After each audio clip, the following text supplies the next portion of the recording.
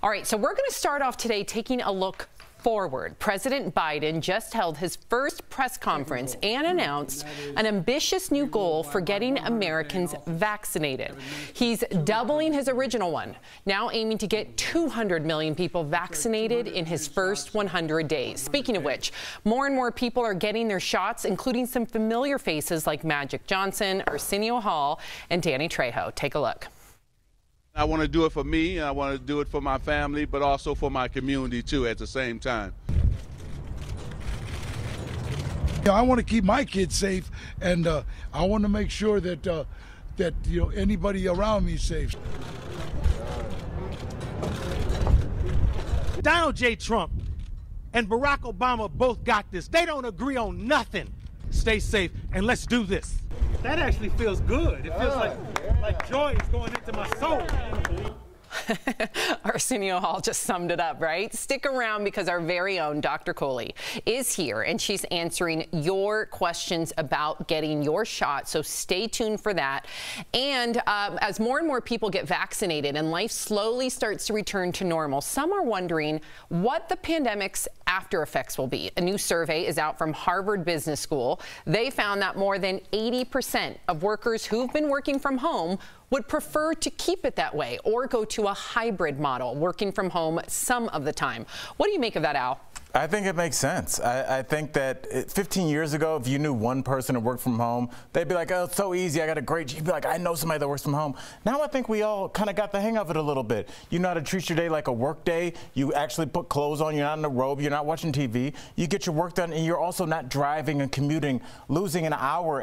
If your commute's a half an hour, that's 5 hours of your week gone.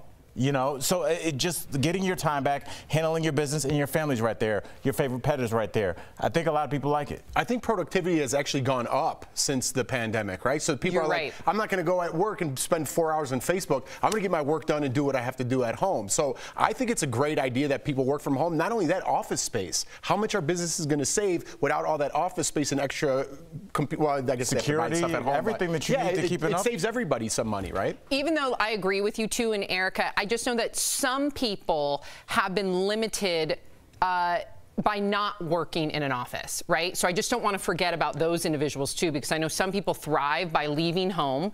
They need to have a structured schedule, not to say that that's you can't. That's me, though. That's me too. Yes. So I 100% think, Erica, that it's great that you have individuals who are thriving at home, and I like to see that their employees are empowering them, not micromanaging them. But I do know that some people would do anything to be able to go back into an office.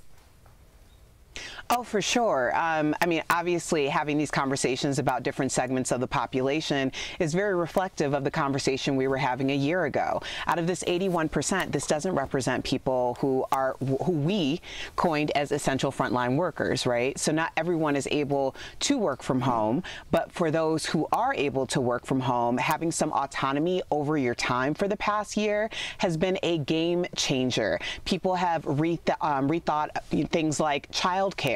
Instead of working, 5 days a week, now they've consolidated the entire 2-3 days that it takes them to actually get their work done, and they're limiting how much childcare they actually need. So these are conversations that everyone's having, and also businesses are saving a lot of money. It's hitting the commercial real estate industry very hard, but when people realize we don't have to spend this much money on an office space, it changes the game for everyone. And I was going to say really quickly, Erica, how many people do you know of the two partners, one spouse's almost entire salary is for childcare? Of course. Almost, because it's what, $400 a week sometimes? And if you're a single parent, you're just making just enough to pay those bills because the childcare costs eat up a lot of your income. They do.